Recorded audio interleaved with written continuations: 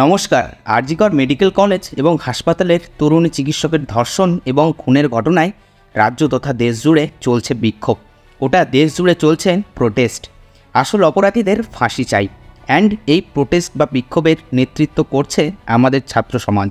পশ্চিমবঙ্গ তথা ভারতবর্ষের যুব ছাত্র সমাজ যেভাবে তারা রাস্তায় নেমেছে এবং তারা যেভাবে দিনরাত এক করে দিচ্ছে অভয়ার আসল অপরাধীদের শাস্তির জন্য, তা কিন্তু আমাদের জন্য খুবই গর্বের বিষয়।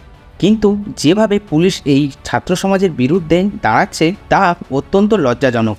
আরজিকরে তরুণী চিকিৎসকের ধর্ষণ এবং খুনের ঘটনার প্রেক্ষিতে পশ্চিমবঙ্গ ছাত্র সমাজের তরফে নবান্ন অভিযানের ডাক দেওয়া হয়েছিল। আর যথাযথ শান্তিপূর্ণভাবে মঙ্গলবার নবান্ন অভিযানে বেরিয়েছিল ছাত্র সমাজ, কিন্তু পুলিশ তাদের বাধা দেয় এবং কিছু সংখ্যক ছাত্রকে গ্রেফতার করে। আর তার সাথে গ্রেফতার করা হয় পশ্চিমবঙ্গ ছাত্র সমাজের আহ্বায়ক সায়ন লাহিড়ীকে। মঙ্গলবার নবান্ন অভিযানের পরে পুলিশ তাকে গ্রেফতার করে, কিন্তু এই গ্রেফতারির বিরুদ্ধে হাইকোর্টে মামলা দায়ের করা হয় এবং শুক্রবার মামলার শুনানিতে হাইকোর্টের একাধিক প্রশ্নের মুখে পড়েছে পুলিশ।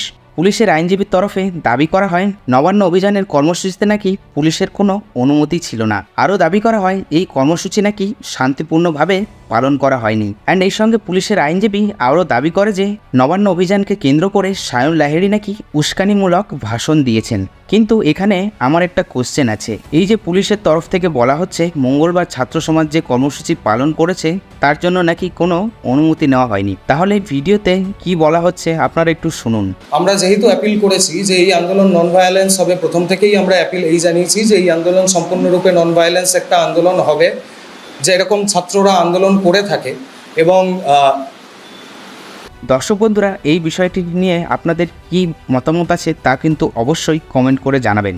পুলিশের আইনজীবীর এই সকল বক্তব্যের পরিপ্রেক্ষিতে জাস্টিস অমৃতা সিনহা প্রশ্ন করে, সায়ন লাহিড়ী কি খুব প্রভাবশালী ব্যক্তি নাকি? কারণ রাজ্য সরকার এখনও পর্যন্ত এমন কোনো তথ্য প্রমাণ জমা দিতে পারেনি যা থেকে নিশ্চিত হওয়া যাবে যে সায়ন লাহিড়ী নবান্ন অভিযানের অশান্তির ঘটনায় সরাসরিভাবে যুক্ত ছিলেন। সেই সঙ্গে বিচারপতি সিনহা বলেন, রাজনৈতিক নেতারাও তো প্ররোচনামূলক ভাষণ দিয়ে থাকেন। কই এইসব রাজনীতিবিদদের বিরুদ্ধে কখনো কোনো পদক্ষেপ তো নেওয়া হয় না। যদিও সায়ন লাহিড়ীর কেস হাইকোর্ট স্থগিত রেখেছিলেন, কিন্তু পরে তাকে মুক্তির নির্দেশ দেন এবং রাজ্য পুলিশকে কড়াভাবে নির্দেশ দিয়েছেন সায়ন লাহিড়ীর বিরুদ্ধে আর কোনো মামলা করা যাবে না এবং শনিবার দুপুর 2টোর মধ্যে তাকে ছেড়ে দেওয়ার নির্দেশ দিয়েছেন।